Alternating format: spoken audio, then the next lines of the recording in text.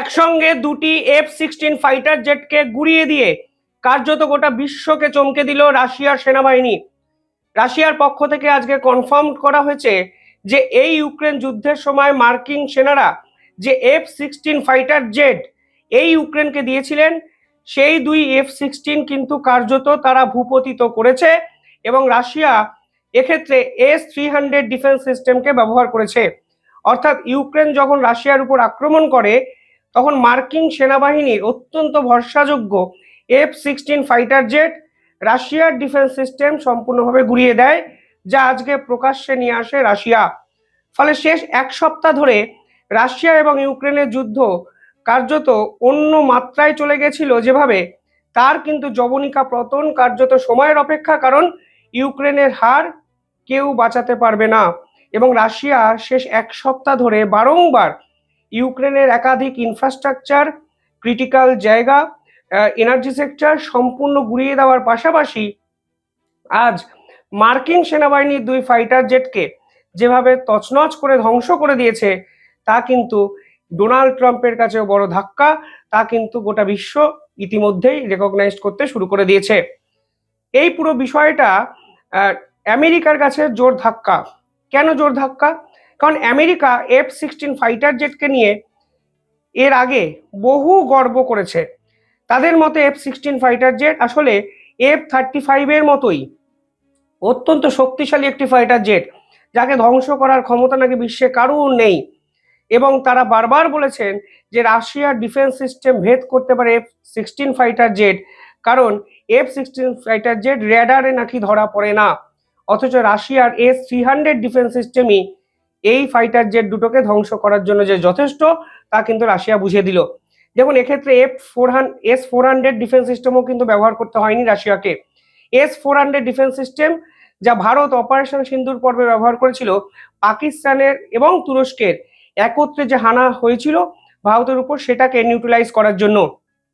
কিন্তু প্রশ্ন উঠছে যে S-400 এর থেকে কম শক্তিশালী S-300 ডিফেন্স সিস্টেম কিভাবে F-16 ফাইটার জেটকে ভূপতিত করলো এবং সম্পূর্ণভাবে শেষ করে দিল ইউক্রেন সেনার দাপাদাপি। পাশাপাশি রাশিয়া যেভাবে দুটি নিউক্লিয়ার ব্যালিস্টিক মিসাইল অরেসনিক ইউক্রেনের উপর বর্ষণ করেছিল, তাতে আমেরিকার যে defence system patriot defence system তা যে চুরমার হয়ে গেছে, সেটাও কিন্তু প্রকাশ্যে চলে এসছে। ফলে একদিকে S-300 ডিফেন্স সিস্টেম কতটা শক্তিশালী রাশিয়া বুঝিয়ে দিল, অন্যদিকে আমেরিকার defence system patriot defence system তা যে রাশিয়ার অরিসনিক মিসাইলের কাছে সম্পূর্ণ বিপর্যস্ত, সেটাও বার্তা কিন্তু আজকে রাশিয়ার মিলিটারি আন্তর্জাতিক স্তরের সামনে দিয়েছে। আমাকে কমেন্টে অনেকেই জিজ্ঞাসা করেন যে ইনকাম কিভাবে বাড়ানো সম্ভব। এর জন্য আজ আমি একটি অ্যাপের সঙ্গে আপনাদের পরিচয় করিয়ে দিচ্ছি। সে অ্যাপটার নাম মার্কেটউলফ।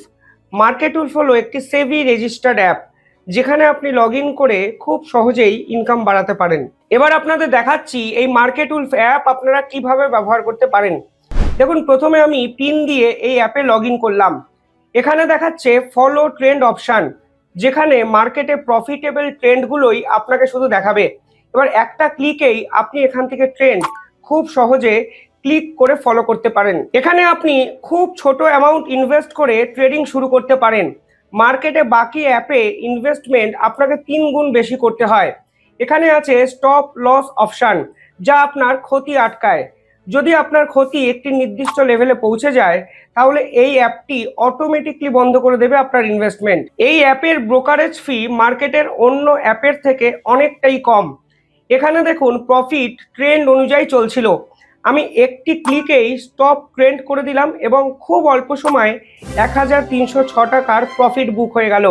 আপনি এই পুরো ফেসিলিটিটি ব্যবহার করতে পারেন লাইফ টাইম মাত্র 99 টাকা পে করে।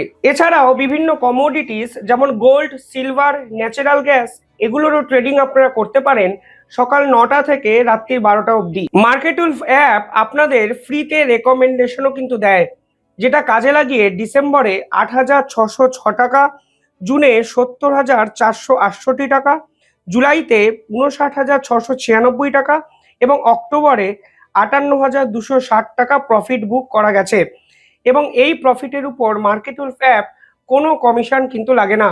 আপনারা এই অ্যাপ ব্যবহার করতে পারেন 99 টাকা, তাও আবার লাইফ টাইমের জন্য। এবং এই অ্যাপ আপনারা ব্যবহার করতে পারেন সকাল 9টা থেকে রাত 12টা অবধি। 20 লাখের বেশি মানুষ এই অ্যাপকে কিন্তু ব্যবহার করেন। তাহলে আর দেরি কেন? আমার ডেসক্রিপশানে এবং পিন কমেন্টে এই অ্যাপের লিঙ্ক দেওয়া আছে, আপনারা ডাউনলোড করুন এবং ফিনান্সিয়াল জার্নি শুরু করুন।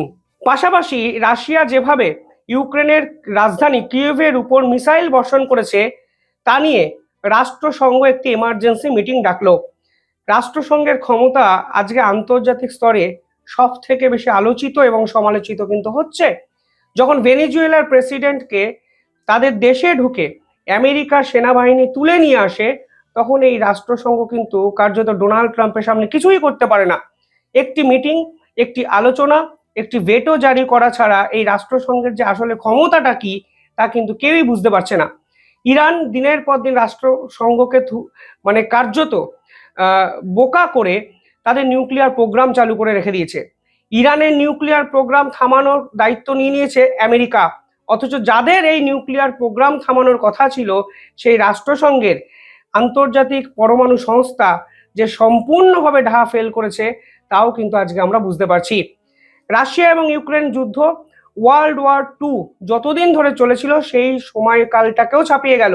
3.5 বছরের বেশি অতিক্রান্ত রাশিয়া ইউক্রেন যুদ্ধ। আজকের দিনে দাঁড়িয়ে রাষ্ট্রসংঘ কি করতে পেরেছে সেই প্রশ্ন কিন্তু আজকে আন্তর্জাতিক স্তর তুলছে। যদিও কালকে তারা এমার্জেন্সি মিটিং ডেকেছে এবং নিজেদের যে ভাবমূর্তি তা ফিরিয়ে আনার একটা চেষ্টা করছে। এই পার্টিকুলার মিটিংয়ে আমেরিকা এবং রাশিয়ার সংঘাত ফের দেখা গেল। আমেরিকাকে সাপোর্ট করলো ব্রিটেন, যেখানে রাশিয়ার এই পরমাণু মিসাইল হামলাটাকে তারা ডেঞ্জারাস বললেন, রেকলেস বললেন এবং রাশিয়ার এই আচরণের সমালোচনা কিন্তু করা হলো। কিন্তু রাশিয়া তো জেনে শুনে যুদ্ধ করছে না, রাশিয়া তো পিস ডিল কার্যত সই করতে রাজি, কিন্তু ডোনাল্ড ট্রাম্প তার সহযোগী রাষ্ট্র ইউক্রেনকে আসলে এই পিস ডিলে সই করাতে রাজি করাতে পারছে না। ফলে আজকে রাশিয়া এতটা অ্যাগ্রেসিভ হয়ে ইউক্রেনের একাধিক ক্রিটিক্যাল ইনফ্রাস্ট্রাকচার, ক্রিটিক্যাল সেনাঘাঁটি, ড্রোন তৈরির কারখানা সমস্ত কিছু তছনছ করে দিয়েছে এবং আজকে তারা প্রকাশ্যে ঘোষণা করে দিয়েছে যে আমেরিকার দুটো F-16 ফাইটার জেট তাদের S-300 ডিফেন্স সিস্টেম সম্পূর্ণভাবে ধ্বংস করে দিয়েছে। এই অবস্থায় দাঁড়িয়ে রাশিয়াকে থামাবে কে? দেখুন, ডোনাল্ড ট্রাম্পের এখানে একাধিক স্ট্র্যাটেজিক মিস্টেক কিন্তু হচ্ছে, তা বিশেষজ্ঞরা বলছেন। প্রথমত, এই রাশিয়াকে থামাতে পারত ইউরোপীয় ইউনিয়নের একাধিক রাষ্ট্র, ন্যাটো এবং আমেরিকা একত্রে মিলে, কিন্তু ডোনাল্ড ট্রাম্প গ্রিনল্যান্ড ইস্যুতে সরাসরি ন্যাটোর বিপক্ষে চলে গেছেন। ন্যাটো মার্কিন সেনাবাহিনীর বিপক্ষে যুদ্ধ ঘোষণা করে দিতে পারে গ্রিনল্যান্ড ইস্যুতে যখন তখন। উল্টে ফ্রান্স, জার্মানি, স্পেন, ইতালি গ্রিনল্যান্ডে সেনাবাহিনী মজুত করতে শুরু করে দিয়েছে। ফলে এই প্রেক্ষাপটে দাঁড়িয়ে আমেরিকা যে কার্যত আইসোলেটেড হয়ে যাচ্ছে তা কিন্তু আন্তর্জাতিক স্তর বুঝতে পারছে। অর্থাৎ তারা যেভাবে রাশিয়াকে আইসোলেট করতে চেয়েছিল, আজকে তারাই কিন্তু আইসোলেশনের কেন্দ্রবিন্দুতে। এই অবস্থায় দাঁড়িয়ে কালকে মার্কিন রাষ্ট্রদূত ভারতকে পাশে চাইলেন। সার্জিও গোর পরিষ্কার বলছেন, মানে যিনি ভারতে বর্তমানে আমেরিকার হাই কমিশনার হয়ে কাজ করছেন, দূত হয়ে কাজ করছেন, তিনি বলছেন ভারত হলো আমেরিকার অত্যন্ত ক্লোজড একজন বন্ধু। ফলে এই মুহূর্তে দাঁড়িয়ে ভারতের সঙ্গে বন্ধুত্ব রক্ষা করা ছাড়া আমেরিকা কিচ্ছু ভাবছে না। যখন রাশিয়া কার্যত টাইটটি দিয়ে দিয়েছে, যখন ডোনাল্ড ট্রাম্পের বিপক্ষে ন্যাটো, ইউরোপের একাধিক প্রভাবশালী রাষ্ট্র, ইউরোপীয় ইউনিয়ন চলে গেছে, তখন এই আমেরিকার ফের আবার ভারতকে প্রয়োজন হচ্ছে। কারণ আমেরিকা বুঝতে পারছে ভারতের সঙ্গে বন্ধুত্ব রক্ষা না করতে পারলে ইউরোপ, ন্যাটো, রাশিয়া সকলে ডোনাল্ড ট্রাম্পের বিপক্ষে যখন তখন ঝাঁপিয়ে পড়তে পারে এবং সেই সম্ভাবনাই কিন্তু তৈরি হচ্ছে। যাই হোক, রাশিয়া আজকে যেভাবে মার্কিন 2 F-16 ফাইটার জেটকে ভূপতিত করলো, এরপর আমেরিকা কি করে দেখার জন্য তো অপেক্ষা করতেই হবে। আমেরিকার যেভাবে 2 ফাইটার জেট রাশিয়া সম্পূর্ণভাবে ধ্বংস করে দিল, এরপর আমেরিকা কি করে জানার জন্য অপেক্ষা করতেই হবে।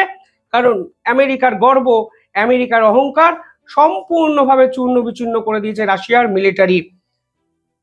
বিশ্বযুদ্ধের দিকে যাচ্ছে কি বিশ্ব, প্রশ্ন কিন্তু উঠছে আজকের এই পদক্ষেপের পর।